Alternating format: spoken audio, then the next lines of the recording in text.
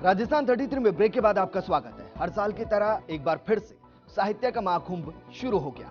5 दिन के इस महाकुंभ में संगीतकार से लेकर लेखक तक मंथन कर भाषा के बिगड़े स्वरूप से लेकर ई बुक के चलन तक हर समस्या पर मंथन करेंगे। इस दौरान 300 से ज्यादा वक्ता होंगे और 140 से ज्यादा संगीतकार होंगे। यानी यहां चर्चाओं के बहाने साहित्य और संस्कृति का समागम होगा। लेकिन क्या इस मंथन जो महाकुंभ के अंदर चल रहा है, इसके बारे में कभी यह सोचा जाता है कि आखिर इसकी शुरुआत विवादों के साथ क्यों होती है? आखिर शुरुआती आहुतियां विवादों के रूप में क्यों दी जाती है? क्या यह महज इत्तेफाक है कि हर बार इसकी शुरुआत विवादों के साथ होती है, या फिर महज लोकप्रियता पाने के लिए विवादों के रास्ते जानबूझकर हिट करने का तरीका है? आज भी एक बार फिर से विवाद के साथ जेएलएफ की शुरुआत हुई, लेकिन आज जो हुआ उसने पिछले सारे रिकॉर्डों को छोटा कर दिया।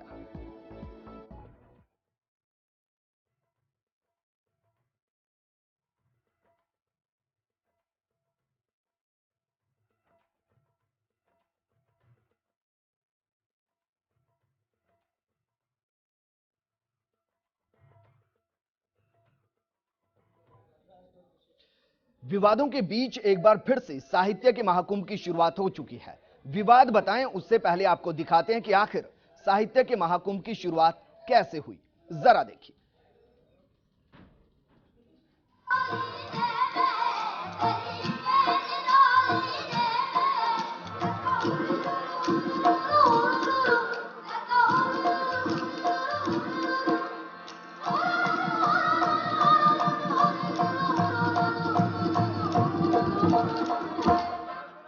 यूं तो साहित्य को एक ऐसा सेतु माना जाता है जहां तमाम सरहदें खत्म हो जाती हैं और रह जाते हैं सिर्फ इंसानी रिश्ते। लेकिन आखिर क्यों ऐसा होता है कि साहित्य के महाकुंभ में शुरुआती आहुति विवादों से दी जाती है? क्या ये जेएलएफ के साथ हर बार होना महज इत्तेफाक है, या फिर लोकप्रियता के लिए जानबूझकर विवादों की स्क्रिप्ट लिखी जाती है, जिसे हर बार अलग अलग विवाद के रूप में पढ़ा जाता है? और साहित्य के महाकुंभ की 5 दिन चलने वाली फिल्म देखते ही देखते सुर्खियों के रास्ते सुपरहिट हो जाती है। इस बार की शुरुआत भी कुछ ऐसे ही विवादों के साथ हुई। आपको बताएं कि आखिर क्या हुआ, उससे पहले जरा देखिए किस भव्यता के साथ भाषा के भंवर में फंसी संस्कृति के संसार के रूप में साहित्य के महाकुंभ की शुरुआत हुई।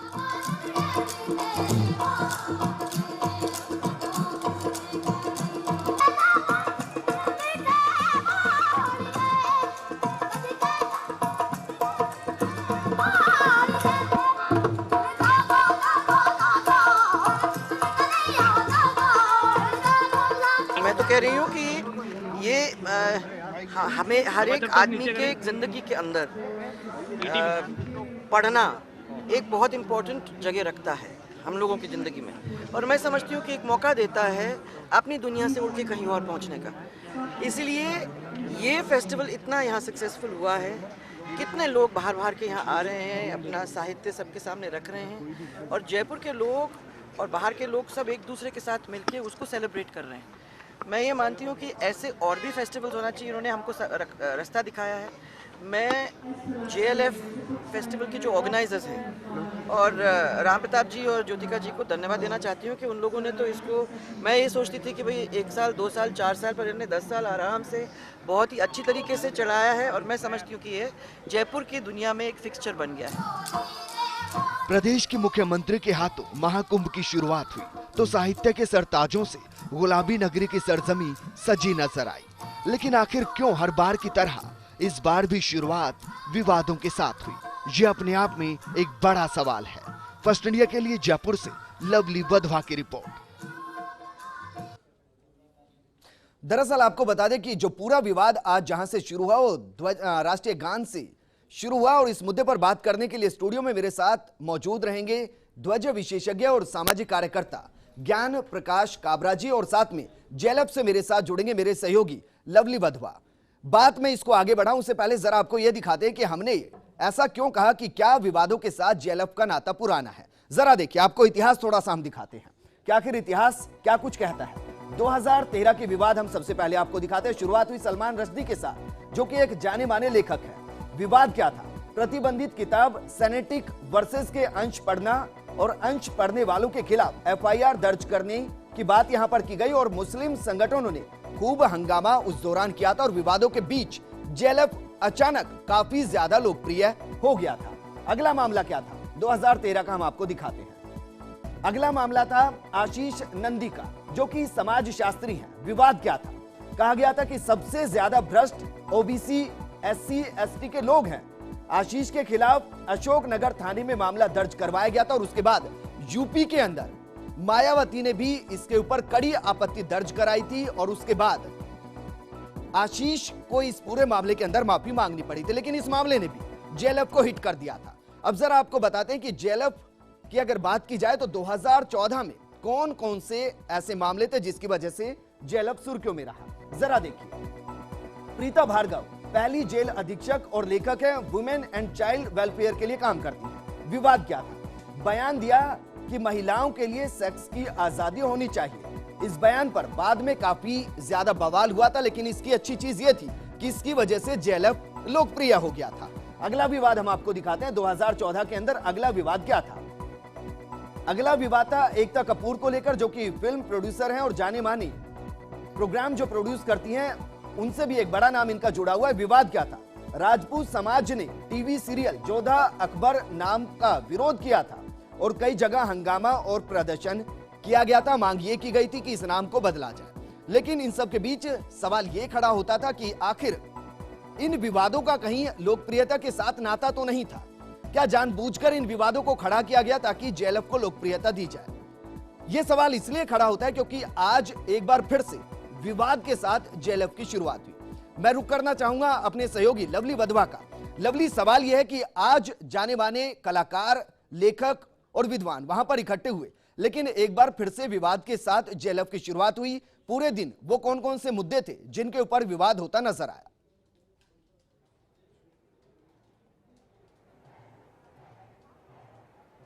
देखिए, पूरे दिन की अगर मैं बात करूं तो आज अलग अलग तरह के सेशन जो थे वो आयोजित किए गए जेएलएफ के अंदर और बहुत बड़ी बड़ी हस्तियों का नाम मैं यहां पर जिक्र करना चाहूंगा उनका, क्योंकि राजस्थान की जो धरा है वहां पे जो साहित्य के महाकुंभ का आयोजन हुआ है, कहीं ना कहीं उसका लुत्फ उठाने के लिए कई बड़े बड़े साहित्यकार यहां पर पहुंचे। तो कई वो साहित्यकार आम लोगों तक और अब साहित्य जगत में अपनी बात रखने के लिए एक जो माध्यम, एक जो मंच मिला है उनको जयपुर का, उस वहां पर वो लोग पहुंचे। हालांकि विवाद यहां पर पनपा है जनगण मन को लेकर के, जिस तरह से विवाद हुआ है।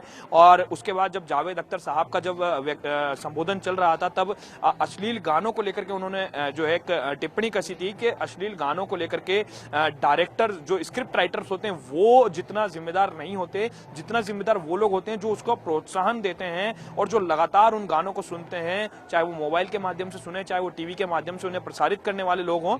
उन्होंने सभी पर जो है वो टिप्पणी कसने का काम किया। ठीक उनका उल्टा विपरीत जो है, अगर प्रसून जोशी के सेशन की बात करें तो उन्होंने उनके बिल्कुल विपरीत ये बात कही। उन्होंने बिल्कुल विपरीत कहते दिशा में जाते हुए ये कहा कि कहीं ना कहीं स्क्रिप्ट राइटर जो होता है वो जिम्मेदार होता है, ना कि दर्शक जो देखने वाला होता है या सुनने वाला होता है वो जिम्मेदार होता है। और जावेद अख्तर ने तो यहां तक कह दिया कि अगर मेरी कनपट्टी पर कोई बंदूक भी रख गए तब भी मैं ऐसे सॉन्ग ना गाऊं। यानी उन्होंने व्यंग्य कसते हुए साफ तौर पर यह कहा कि अगर मेरी कनपट्टी पर अगर कोई बंदूक भी रख दे, जैसा शायर का शायराना अंदाज होता है, ठीक उसी अंदाज में जावेद अख्तर भी कहते हुए नजर आए। और कई सारी जो तस्वीरें थी, राजस्थान का जो रंग था, वो यहाँ पर देशी विदेशी पर्यटक उससे रूबरू होते हुए नजर आए। मैं मुद्दे पर लौटता हूं। आज हमारे यहाँ पर शुरुआत हुई कि आखिर किस तरीके से विवाद के साथ जेएलएफ को शुरू किया गया। उस वक्त तस्वीर क्या वहां पर बन रही थी जब राष्ट्रीय ध्वज वहां पर फहराया गया, राष्ट्रीय गान वहां पर शुरू किया गया? उस दौरान क्या कुछ ऐसा कहीं पर नजर आपको आ रहा था कि किसी को लग रहा था कि जानबूझकर ऐसा किया जा रहा है ताकि इस पूरे फेस्टिवल को लोकप्रिय बनाया जा सके, या किसी का इस तरफ ध्यान ही नहीं था कि आखिर चल क्या रहा है?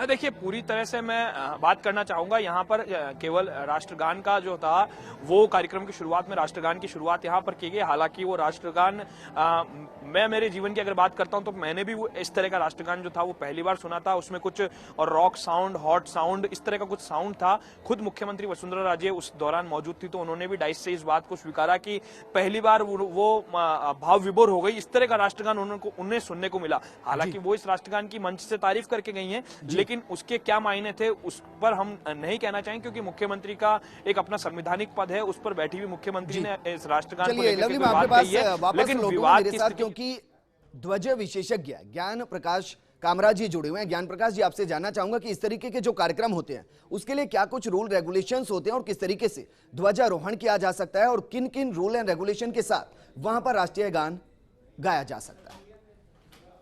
देखिए, भारत सरकार के गृह मंत्रालय ने राष्ट्रध्वज और राष्ट्रगान को गाए जाने और ध्वज को प्रदर्शन करने के लिए कुछ दिशा निर्देश जारी किए हुए हैं जी। जो आज की जो बात चल पड़ी इस फेस्टिवल की, और मेरा मानना ये है कि शायद जो कुछ भी ये हुआ अज्ञानतावश हुआ जी। ज्ञान का प्रचार प्रसार नहीं हुआ है, वरना क्या मजाक थी या क्या वजह थी कि इनके आयोजकों की इतनी हिम्मत हो गई कि वो हमारे राष्ट्रगान जनगण मन के साथ छेड़छाड़ करें जी। और जैसा भी अभी आपने स्टोरी सुना रहे थे जी कि हमेशा कुछ ना कुछ विवाद रहा है। जी। मैं तो कहूँगा कि ये बड़ी खुशी की बात है, सौभाग्य की बात है कि इसकी शुरुआत इस विवाद से हुई। हर बुराई में एक अच्छाई होती है जी। कम से कम ये मीडिया के थ्रू ये तो पता लग पाएगा कि जनगण मन है क्या चीज़। जी। जनगण मन जो है वो प्रत्येक भारतवासी के लिए गर्व की बात है। जी। गृह मंत्रालय के द्वारा इसके लिए जो दिशा निर्देश जारी किए गए हैं, जी। वर्ड है अप्रॉक्सीमेटली 52 सेकंड्स, लगभग 52 सेकंड्स में ये खत्म कर दिया जाएगा। जी। अब चूंकि व्यक्ति तो है, ह्यूमन एरर है, तो 52 को हम उधर 50, 56, 60 तक ले जा सकते हैं, लेकिन ये जो कुछ भी हुआ है ये कम से कम चला है 1 मिनट और 40 सेकंड तक। जी। मैंने भी देखा तो बहुत दुख हुआ। अब चूंकि मैं तो एक अंधा सा आदमी हूँ, मेरी क्या औकात थी कि मैं वहाँ पे कुछ करता या कहता, शायद करता तो शायद। लेकिन रूल रेगुलेशंस क्या कुछ कहते हैं, कहां पर? मैं वही रूल्स की बात कर रहा हूँ कि जब 52 सेकंड निर्धारित हैं, गृह मंत्रालय ने दिशा निर्देश दे दिए गए हैं जी। तो उसके साथ मजाक क्यों करनी, मुझे ये समझ नहीं आता। 52 को मैं मैक्सिमम 60 तक ले जा सकता हूँ, लेकिन आपने तो 1 मिनट और 36 सेकंड तक आप इसको ले गए हैं। लेकिन कामराज जी, यहाँ पर कुछ ऐसे रूल्स भी होंगे कि आप इन समारोह में इनको मना सकते हैं, बजा सकते हैं, इनकी उपस्थिति में ये आप सब कुछ कर सकते हैं, कुछ ऐसा भी है क्या? ऐसा भी कुछ है? जो अभी बात आपने नियम पूछे, नियम तो ये है कि जो राष्ट्रगान जो है वो एक सुर व लय में गाया जाएगा। जी। तो जब शब्द है एक सुर व लय में, तो इसका कोई मकसद होगा ना। तो हम जिस तरह करके म्यूजिक बजा रहे हैं या जो कुछ भी कर रहे हैं, मतलब it is not a sort of entertainment, ये तो एक देशभक्ति का मतलब द्योतक है। जी। और ठीक है, मुख्यमंत्री साहिबा ने इसकी तारीफ जरूर की राष्ट्रगान की, लेकिन शायद वो इसके विधि विधान से शायद परिचित नहीं थी। मैं इतनी कहने की हिम्मत कर रहा हूँ। जी। और देश के लिए अगर कुछ भी कहा जाए तो मुझे इसकी परवाह नहीं है, चाहे कोई मेरे को किस तरह भी उड़ाना चाहे उड़ा दे। बिल्कुल। कामराज जी, मैं आपको रोकना चाहूंगा, मेरे सहयोगी लवली मेरे साथ जुड़े हैं, उनके साथ वहां से कुछ लोग मौजूद हैं। लवली, आपके साथ कौन वहां पर मौजूद है और क्या कुछ इस पूरे मामले पर वो कहना चाहते हैं?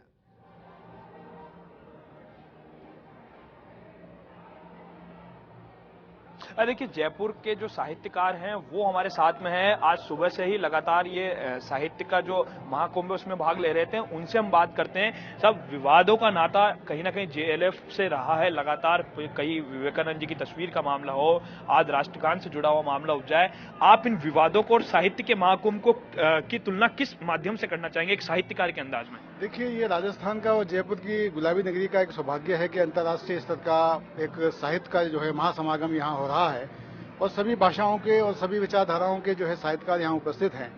तो इस साहित्य के इस समागम को साहित्य तक ही सीमित रहना चाहिए और लोगों को जहाँ तक संभव है इससे फायदा उठाना चाहिए और इस प्रकार के जो संवेदनशील मुद्दे हैं उनसे इसको बचना चाहिए और लोगों को हमारे जो संवेदनशील मुद्दे हैं, चाहे वो राष्ट्रगान का मुद्दा हो, उनका सम्मान करना चाहिए और उनकी मर्यादाओं को जो है कहीं ना कहीं उनका ध्यान रखना चाहिए। देखिए, साफ तौर पर जो साहित्यकार हैं वो भी ये मान रहे हैं, हालांकि ये आयोजक नहीं है, ये एक साहित्यकार के तौर पर यहाँ पर भाग लेने आए थे। इनका भी साफ तौर पर यही कहना है कि साहित्यकार को अपने साहित्य की जो रुचि है उसी में उसका ध्यान होना चाहिए। जी बिल्कुल। मैं आपको यहाँ पर रोकना चाहूंगा, यहाँ पर वक्त एक छोटे से ब्रेक का हो चला है, लेकिन मैं चाहूंगा कि जो भी साहित्यकार आपके साथ वहां पर जुड़े हुए हैं वो हमारे साथ बने रहें, क्योंकि कामराज साहब उनसे कुछ बातचीत करना चाहते हैं। एक छोटे से ब्रेक के बाद हम लौटेंगे और आपको दिखाएंगे कि आखिर जब जेएलएफ के संयोजक से बात की गई तो उन्होंने इस पूरे मामले पर क्या कुछ कहा था।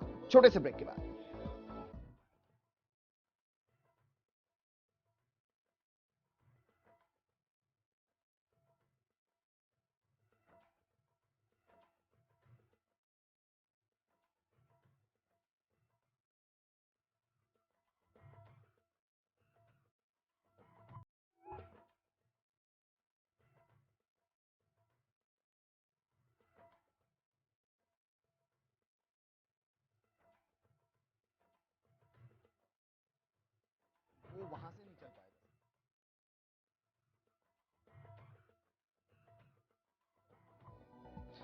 ब्रेक के बाद आपका स्वागत है। दरअसल हम बात कर रहे हैं उस जेएलएफ की जो राजस्थान की शान बन चुका है, और जब आज से 8 साल पहले उसकी शुरुआत हुई तो महज 16 साहित्यकारों के साथ हुई थी, लेकिन आज वो लंबा चौड़ा जमावड़ा यहां पर लगता है और अपने आप में विश्व ख्याति प्राप्त है। लेकिन सवाल यह कि आखिर इसकी शुरुआत विवाद के साथ क्यों होती है। इस पूरे मुद्दे पर बात इसलिए कर रहे हैं क्योंकि आज जब इसकी शुरुआत हुई तो शुरुआत राष्ट्रगान के साथ हुई और उस दौरान उल्लंघन कई नियमों का किया गया, लेकिन किसी का ध्यान उस तरफ गया नहीं।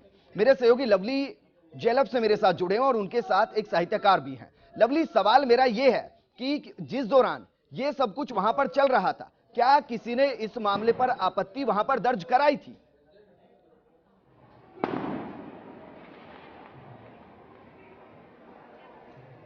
देखिए, यहाँ पर जो थे साहित्यकार जो थे वो पहुंचे हुए थे, जो पत्रकार वर्ग से जो लोग यहाँ थे उन्होंने इस बात को लेकर के आयोजकों से बात करना चाहिए।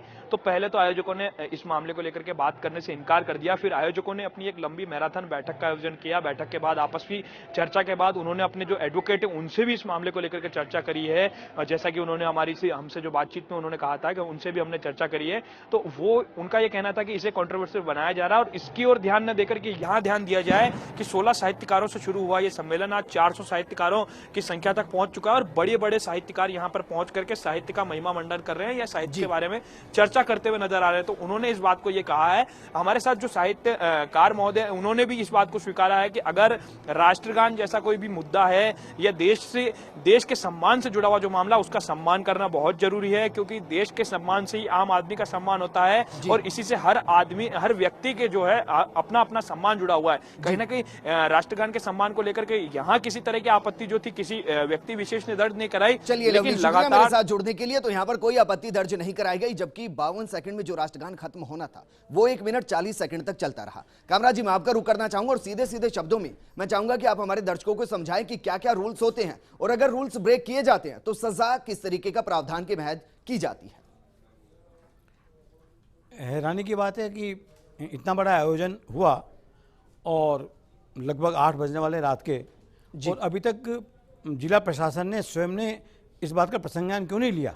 जी, बात ये कानून की, तो कानून में कोई एक एक चीज़ तो लिखी नहीं जाएगी। जब गृह मंत्रालय ने स्पष्ट लिख दिया कि अप्रॉक्सीमेटली 52 सेकेंड, 52 को आप कितना आगे ले जाओगे जी, 90 से भी ज़्यादा, मतलब तो कुल मिला के एक बात गलत है। अब जब सबसे बड़ी बात है, जब आपने समय सीमा का उल्लंघन किया है तो इससे बड़ा मतलब गलत काम आप क्या करेंगे। जी, इसमें कोई दो राय नहीं है कि आपका उद्देश्य बहुत पवित्र है जी, लेकिन जो कुछ भी ये हुआ है ये अज्ञानतावश हुआ है। जी जी, बिल्कुल। कामराज जी, मैं आपको रोकना चाहूंगा, यहाँ पर अपने दर्शकों को जरा सुनाते हैं यहाँ पर कि जब जेएलएफ के संयोजक सुजॉय रॉय से इस मुद्दे पर बात की गई तो उन्होंने जवाब क्या कुछ दिया, जरा ये भी सुनिए। आज की हम ताजा घटनाक्रम की बात करें तो राष्ट्रगान को लेकर के विवाद की बात कही जा रही है, उसको लेकर के आप क्या कहना चाहेंगे? क्या रहा है राष्ट्रगान का पूरा मामला? देखिए, उस वक्त जब प्रेस ने मुझे पूछा था, मुझे पता नहीं था, पर हमने लॉयर से पता किया। जो गाइडलाइंस है उसमें ये कहते हैं कि mass performance should have the anthem in full approximately for 52 seconds and it should be sung with honour and decorum. वो सारा कुछ हमने किया। तो ये जो कंट्रोवर्सी, लोग सोच रहे कि कंट्रोवर्सी बनाए, कोई कंट्रोवर्सी है नहीं, हो तो तभी तो कुछ कंट्रोवर्सी बने। आप क्या मानते, पूरी तरह से इसको माहौल को बनाने की कोशिश की जा रही है, विवाद को खड़ा करने की कोशिश की जा रही है? आप बताइए। नहीं, मुझे ऐसा, मैं आपसे जानना चाह रहा हूं कि आप लोग आयोजक के तौर पे आप क्या कहना चाहेंगे? देखिए, हमारे तरफ से तो ये है कि बहुत कुछ है ये फेस्टिवल में। 400 इनक्रेडिबल ऑथर्स है, उनके ऊपर फोकस करो। बिना बात का कोई आप लोग उठा के मुद्दा बनाओगे, उसका क्या फ़ायदा है? तो उनका कहना है कि छोटे से मुद्दे को अगर उठाकर बड़ा मुद्दा बनाया जाएगा तो क्या कहा जा सकता है, लेकिन सवाल यह है जब राष्ट्रगान की बात आती है तो क्या वाकई में एक छोटा मुद्दा है। और सवाल इसलिए भी ये बड़ा हो जाता है कि जहां पर साहित्य का महाकुंभ हो वहां पर अगर ऐसा होता है तो क्या वाकई में ये मुद्दा छोटा हो जाता है। कामराज जी, मैं आपका रुख करूंगा और सवाल मेरा यह है कि आपने सुना है कि जाहिर सी बात है संयोजक वहां पर कोई एक्शन नहीं लेंगे, प्रशासन की तरफ से भी कोई एक्शन नहीं लिया गया, लेकिन फिर भी अगर कोई उल्लंघन करता है तो सजा का प्रावधान क्या है? देखिए, बात ऐसी है, जो हो चुका है वो तो हो चुका है जी। कमान से निकला हुआ तीर वापस तो आएगा नहीं जी। Done can not be undone. लेकिन अब भी मतलब वो विचार करें, जब 52 सेकंड हैं निर्धारित तो उसका कुछ मकसद होगा, कुछ मतलब होगा। और जो भी इन्होंने कहा कि म्यूजिक वगैरह जो भी है वो एक सुर व लय में भी नहीं गाया गया, ये स्पेसिफिक लिखा है कि एक सुर व लय में गाया जाएगा। और ये इंस्ट्रूमेंटल म्यूजिक चल रहा है। अभी रिपब्लिक डे कुछ दिन बाद ही आने वाला है जी। जब आप देखेंगे राष्ट्रपति महोदय का अभिभाषण शुरू होगा और जब भाषण का अंत होगा तब जनगण मन आएगा, वो खुद ही स्वयं तुलना कर ले कि क्या हमने 21 जनवरी को गलती की थी या न की थी। जी, बेहतर ये होगा कि अपना बड़प्पन दिखाते हुए वो आज अभी ही मतलब थोड़ी देर बाद क्षमा मांग लें देश से तो बहुत अच्छा रहेगा। देश से बड़ी कोई चीज़ नहीं है। जी, don't make it is a prestige issue कि हमने जो कर दिया सो कर दिया। लेकिन वो माफी मांगने के यहाँ पर मूड के अंदर नजर नहीं आ रहे, क्योंकि वो तो दरअसल गलती ही नहीं मानते। आपसे सवाल ये था कि ऐसे मुद्दों पर क्या कोई एक्शन लिया जा सकता है, कोई एफआईआर दर्ज कराई जा सकती है, किस तरीके की सजा का प्रावधान है? देखिए, मैं आपको एक बात बहुत स्ट्रांगली कहता हूँ कि ये हिंदुस्तान है, हिंदुस्तान में शब्द है चलता है जी, चलता है, इसलिए ऐसा चला और आगे भी चलता रहेगा जी। जब तक प्रशासन खुद मतलब इसका प्रसंज्ञान नहीं लेगा। और एक्ट जो है राष्ट्रीय गौरव अपमान निवारण अधिनियम 1971 जी, उसमें झंडे के बारे में, संविधान के बारे में और राष्ट्रगान के बारे में उल्लेख किया गया है। एक एक बात का तो मतलब उल्लेख हर शब्द का हो सकता नहीं है, लेकिन जब अवधि निर्धारित कर दी गई है, सुरताल तय कर दिया गया है, तो उसके साथ छेड़छाड़ क्यों की? तो प्रथम दृष्टया में ही अपराध है। और रहा सवाल अपराध का, ये काम न्यायालय का है, वो तय करे कि अपराध है कि नहीं है। और अपराध अगर हो जाता है सिद्ध तो इसके लिए 3 साल की कैद, जुर्माना या दोनों हो सकते हैं। मैं तो अब भी इन आयोजकों से मेरा मतलब विनम्र अनुरोध है कि वो अनकंडीशनल माफी मांग ले देश से, इससे उनका बड़प्पन ही साबित होगा। कामराज जी, आप खुद हर धर्मनिरपेक्ष विशेषज्ञ हैं, क्या आप खुद इस पूरे मामले पर कोई एक्शन लेंगे? चलो, मैं कोशिश करता हूँ, अभी मेरी ये कार्यक्रम पूरा हो जाए, मैं एक प्रयास करता हूँ कि भाई तू तो अपनी ड्यूटी पूरी कर, आगे हो या ना हो। जी, चलिए, शुक्रिया मेरे साथ जुड़ने के लिए। तो आज हमने अपने दर्शकों को ये समझाने की कोशिश की कि आखिर जेएलएफ के अंदर विवाद के साथ शुरुआत क्यों होती है और क्या वाकई में विवाद इतना बढ़ता हुआ चला गया कि आज राष्ट्रगान वहां पर बजाया गया, लेकिन उस पर किसी का ध्यान नहीं गया कि आखिर उसको लेकर नियम कायदे क्या कुछ कहते हैं, जबकि बड़े बड़े दिग्गज वहां पर मौजूद थे। इस प्रोग्राम में फिलहाल इतना ही। नमस्कार।